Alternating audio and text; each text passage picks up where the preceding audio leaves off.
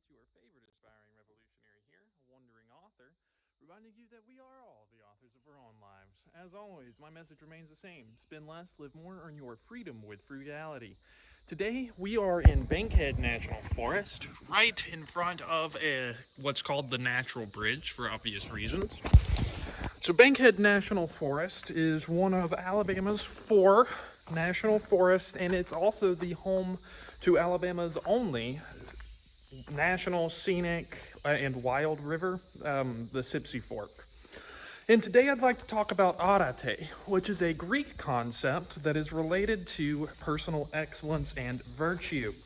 It was closely associated with telos, which is the root of our word for teleology, and it's got a varied definition. So Plato and Aristotle both mentioned it frequently, as well as even Paul in like the admonitions of Paul from the book of Philippians in the Bible. So this is a concept that has interested our ancestors in the Western heritage for a very long time.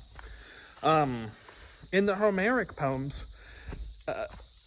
they say Homer says that Troy, or Achilles, is a man of arete.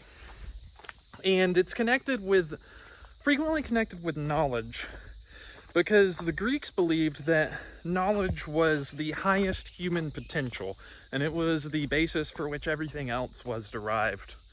Aristotle gives his most thorough explanation of what arete is in his book Nicomachean Ethics. However, Plato also mentions it in the allegory of the cave, but he ties it in with the aristocrats. Arete is actually created from the same root word as Aristos, which is where we get our word for aristocracy to begin with. Now, the Greeks believed that to create an ideal citizen, they needed to push their children through paideia, which cultivated the 3 faculties of what they believed constituted man, which was mind, soul, and body. The gymnasium trained the body, and then for the mind, they went over rhetoric and oratory skills. And in their spiritual education, they actually had a huge emphasis on music, which is interesting to me. So, why are we talking about arete? Well, because it's closely related to the concept of fulfillment of purpose. A man of arete was said to have been a man who was living up to his true and full potential, right? And then even in the Bible, they actually mention it. Paul in the book of Philippians says in 4:8 chapter 4 verse 8, "Finally, brethren, whatever is true, whatever is honorable, whatever is just, whatever is pure, whatever is lovely, whatever is gracious, if there is any excellence." So the word excellence in the original Greek was arete. If there is anything worthy of praise, think about these things. So this is just continuing on with our exploration of Stoic philosophy. Last time I spoke of Seneca and how he believed that all men were created equal, which was uncommon for a man of his stature. He was very wealthy and well-connected, and he said that slaves should be treated with just as much respect as he was, right? The Stoic philosophers were grappling with many of the same thoughts and ideas that we deal with today. What is meaning? What is purpose? And then tomorrow I will be going over the first triumvirate in the Roman Republic.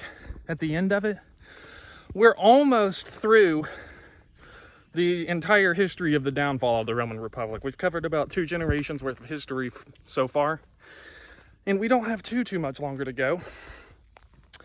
Again, the reason I'm even going over the downfall of the Roman Republic is just, I think the ultimate lesson we can take from it is the Roman people, like the average citizen, did not even realize the Republic had fallen after Caesar's civil war.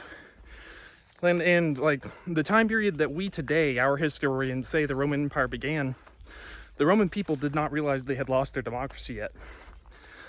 And I think that history shows us that in general, wealth and power tends to serve itself, not the average person. And we could lose our democracy without even realizing it. You know, we come from a long heritage in Western society. There's a lot we can learn, both positive and negative, by looking back. Anyways, tomorrow I should be in Bankhead Forest again, and then starting on Monday I'll be heading north, slowly making my way up to Michigan so I can play some music. And drop my phone there for a second. And yeah, so that should be it. Anyways, as always, my message remains the same: spend less, live more, earn your freedom with frugality. This is a wandering author here asking you guys, what are y'all doing to uplift and inspire your community today? Because this world isn't changing unless we all do our part.